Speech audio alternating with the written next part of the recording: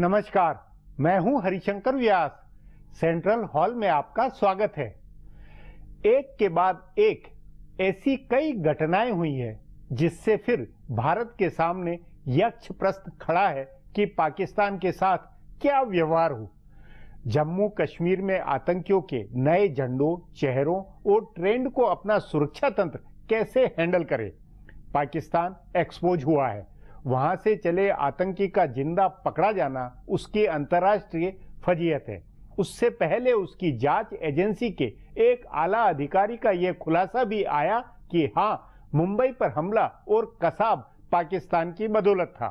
पंजाब के गुरदासपुर जिले में आतंकी हमला और लश्कर-ए-तैयबा की तमाम करतूतों के नए खुलासों से पाकिस्तान से और बिगड़ने की आशंका थी। राष्ट्रीय सुरक्षा सलाहकारों की बैठक का प्रोग्राम खटाई में पड़ रहा था।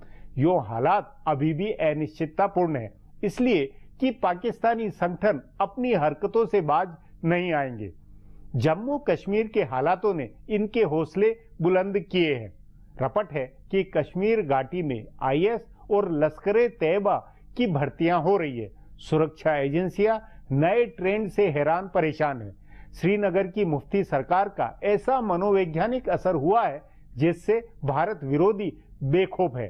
जाहिर है केंद्र सरकार को तमाम पहलुओं पर विचार करते हुए सुरक्षा के फैसले करने हैं, तो कूटनीति और सियासी रणनीति भी बनानी है।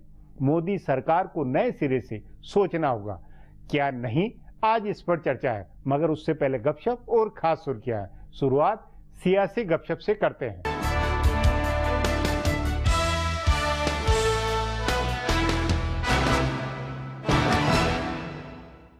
राष्ट्रीय जनता दल और जनता दल यू का गठबंधन चुनाव तैयारियों में काफी आगे रहे। गठबंधन ने सबसे पहले नेता का ऐलान किया और सीटों के बंटवारे का ऐलान भी सबसे पहले लालू प्रसाद और नीतीश कुमार ने किया, लेकिन कई कारणों से दोनों नेताओं की चिंता बढ़ी है। पप्पू यादव की सक्रियता ने लालू प्रसाद को परेशान किया। तभी उन्होंने भाजपा पर आरोप लगाया कि वह यदुवंशियों का वोट तोड़ना चाहती है। लालू प्रसाद ये आरोप लगा रहे हैं कि भाजपा के पैसे से पप्पू यादव हेलीकॉप्टर लेकर घूम रहे हैं। गठबंधन की दूसरी परेशानी MIM के नेता असदुद्दीन ओवैसी हैं। उन्होंने किशनगंज में रैली की, जिसमें भारी भीड़ जुटी और कहा जा रहा है कि वे इस इलाके की 25 सीटों पर उम्मीदवार देंगे। राजद और जदयू के नेताओं का कहना है कि भाजपा के इशारे पर ओवैसी सीमांचल के इलाके में सक्रिय हुए हैं ताकि मुस्लिम वोटों का बंटवारा कराया जाए। लालू प्रसाद और नीतीश कुमार की तीसरी मुश्किल NCP का नाराज होना है। राजद, जदयू और कांग्रेस ने सीटों का बंटवारा करके NCP के लिए सिर्फ 3 सीट छोड़ी। इससे नाराज तारिक अनवर ने गठबंधन से अलग होने का ऐलान किया। उनको कम से कम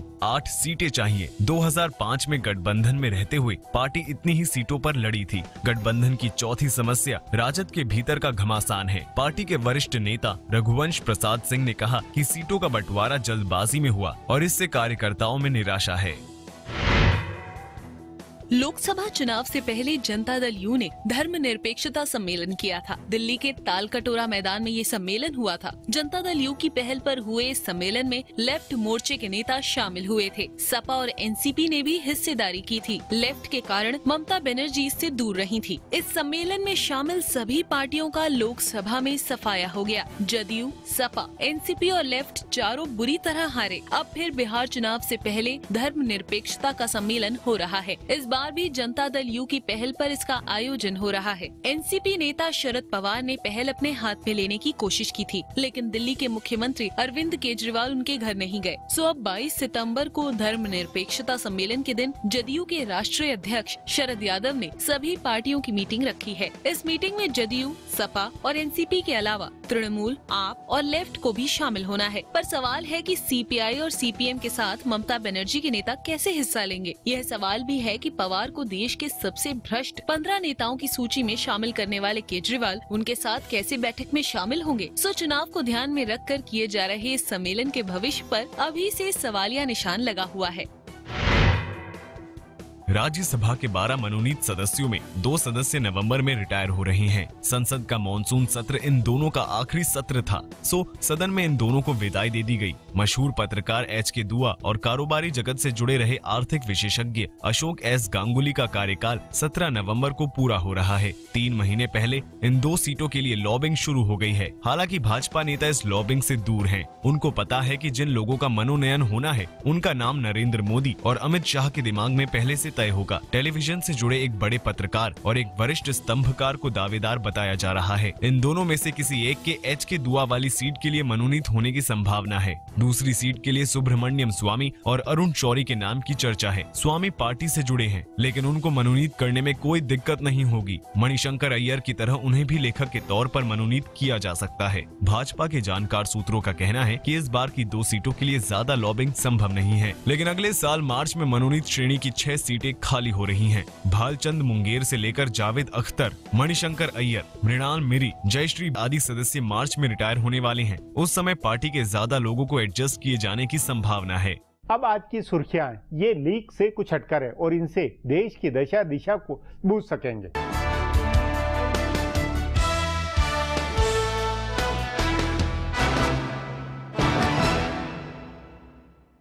स्वतंत्रता दिवस से एक दिन पहले 14 अगस्त को जंतर मंतर पर धरना दे रहे पूर्व सैनिकों को जोर जबरदस्ती हटाने की दिल्ली पुलिस की कार्रवाई के खिलाफ 2 पूर्व सैनिक आज से भूख हड़ताल पर बैठ गए हैं। इस घटना का विरोध करते हुए तीनों सेनाओं के 10 प्रमुखों ने प्रधानमंत्री नरेंद्र मोदी को चिट्ठी लिखी है। पूर्व सेना प्रमुखों ने लिखा है कि शांतिपूर्ण तरीके से धरना दे रहे पूर्व सैनिक कर्मियों पर पुलिस की कार्यवाही से वे आहत हैं। उन्होंने लिखा है कि इससे सशस्त्र बलों के जवानों का मनोबल टूटा है। पूर्व सेना प्रमुखों ने अपनी चिट्ठी में 1 रैंक 1 पेंशन का मसला भी उठाया है। उन्होंने लिखा है कि वे पहले प्रधानमंत्री से इसलिए नहीं मिले थे क्योंकि उनको सरकार की ओर से की जा रही घोषणाओं पर भरोसा था। उनको लग रहा था कि 15 अगस्त को लाल किले से इसकी घोषणा की जाएगी, लेकिन इसकी घोषणा नहीं हुई। उल्टे पुलिस ने पूर्व सैनिकों के साथ दुर्व्यवहार किया। पूर्व सेना प्रमुखों से 1 रैंक 1 पेंशन के बारे में हुई बातचीत में तय परिभाषा के मुताबिक इसे लागू करने की मांग की और 14 अगस्त की घटना की जांच कराने की भी मांग की। इस चिट्ठी पर दस्तखत करने वालों में general V N. Singh, general Shankar Roy Chowdhury, general S. Padmanabhan, general N C. Vij, general J J. Singh, general Deepak Kumar, general Vikram Singh, admiral Madhvendra Singh, air chief marshal N C. Suri और air chief marshal S P. Tyagi के नाम हैं।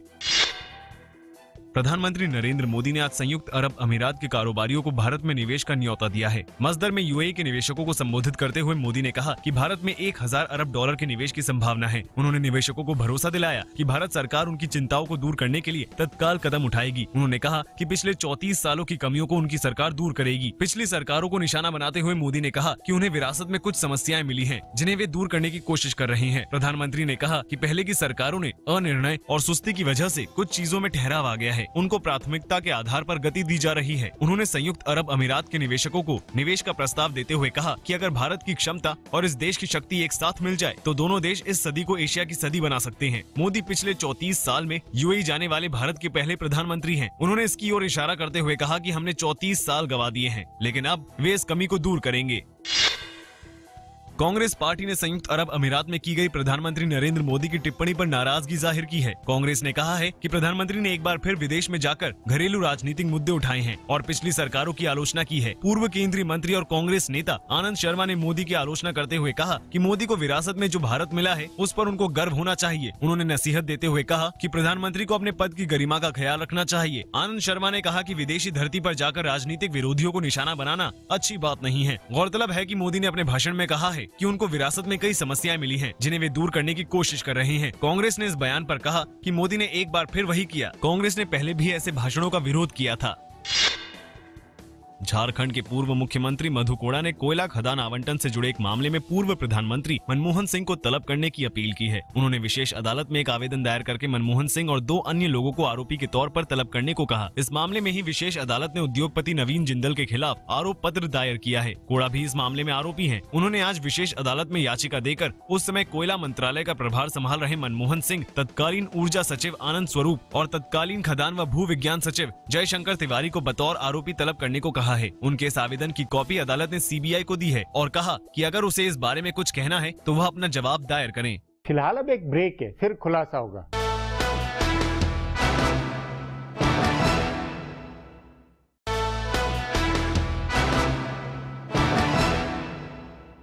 कश्मीर घाटी में हालात बिगड़ रहे हैं। आईएस या पाकिस्तानी झंडों की ही बात नहीं है, बल्कि चौंकाने वाली खबर है कि अलगाववादी आतंकी संगठनों को नई नौजवान भर्ती का मौका मिल रहा है। प्रदेश के आला पुलिस पदाधिकारियों ने बताया है कि आतंकी संगठनों में भर्ती बढ़ी है। इस पर आगे चर्चा करें, उससे पहले देखें मेरा ये खुलासा।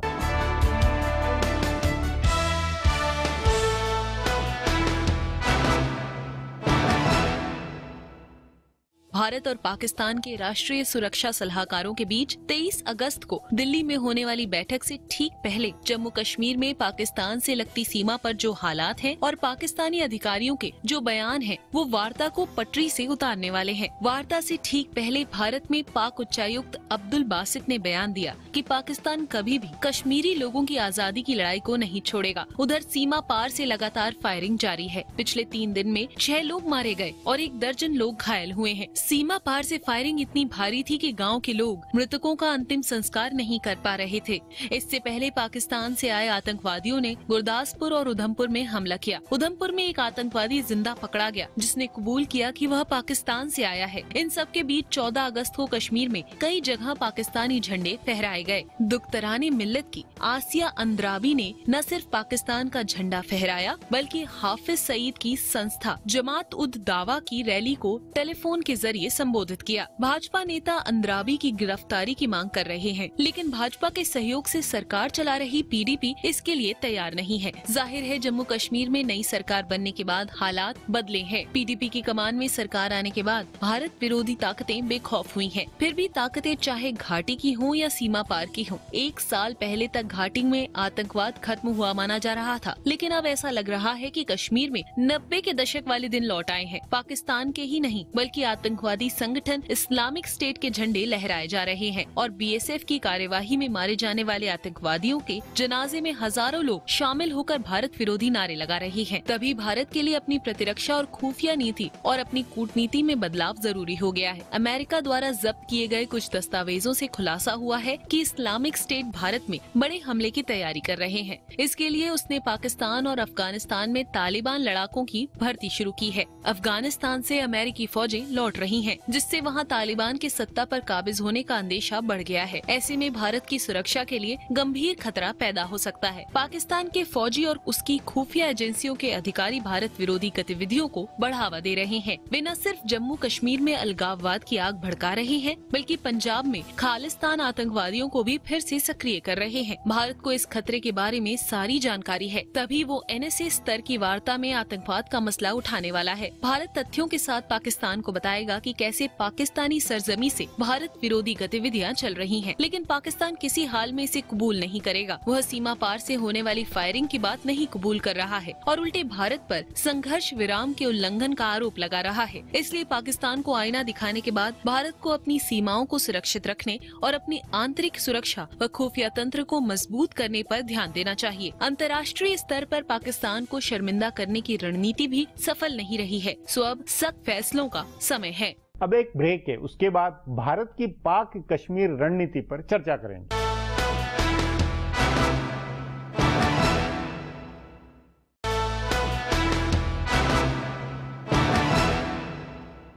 लाख टके का सवाल है कि मोदी सरकार के सद्भावना दिखाने और बातचीत की रजामंदी के बावजूद पाकिस्तान से आतंकी लगातार चले आ रहे हैं। पाकिस्तान राष्ट्र राज्य और उसके गैर सरकारी खिलाड़ियों को भारत विरोधी हरकतों से आखिर कैसे रोका जाए? क्या फिर ये साबित नहीं हो रहा है कि लातों के भूत बातों से नहीं मानते? इस पर चर्चा के लिए आज मेरे साथ सामरिक मामलों के जानकार उदय भास्कर है। उदय जी, आप बतौर सामरिक विशेषज्ञ भारत पाकिस्तान के रिश्ते, कश्मीर के हालात, इसको बहुत लंबे समय से गौर कर रहे हैं, देख रहे हैं, विश्लेषण कर रहे हैं। अभी पिछले 15 महीनों में जिस तरह के हालात रहे और हाल की में जिस तरह की घटनाएं हुई, गुरदासपुर की घटना के बाद में और एक आतंकवादी के पकड़े जाने और कश्मीर में जो हालात है, उस सब को देखते हुए पहले 15 महीने पहले पुराने ढर्रे और आज की मौजूदा स्थिति में बुनियादी क्या फर्क देख रहे हैं? बुनियादी फर्क कुछ खास नहीं है साहब जी। ये शायद मुख्य बिंदु है कि जब हम पिछले कुछ 15 महीना की जो आप बात कर रहे हैं, यदि हम घटनाओं की समीक्षा करें तो शायद हमें बार बार अपने आप को याद दिलाना है कि भारत के सामने जो चुनौती है ये ना मोदी साहब के हुकूमत के साथ जुड़ा हुआ है जी। ना उससे पहले यूपीए और मनमोहन सिंह साहब का, परंतु मेरा व्यक्तिगत राय और आपके स्टूडियो में मैंने कई बार ये कहा है कि भारत के सामने एक छाया युद्ध है, एक प्रॉक्सी वॉर है। इस प्रॉक्सी वॉर का शुरुआत मेरे अंदाजे से मई 1990 में हुआ था, जबकि पाकिस्तान को परमाणु हथियार प्राप्त हुआ था, वो भी चीन के समर्थन के साथ।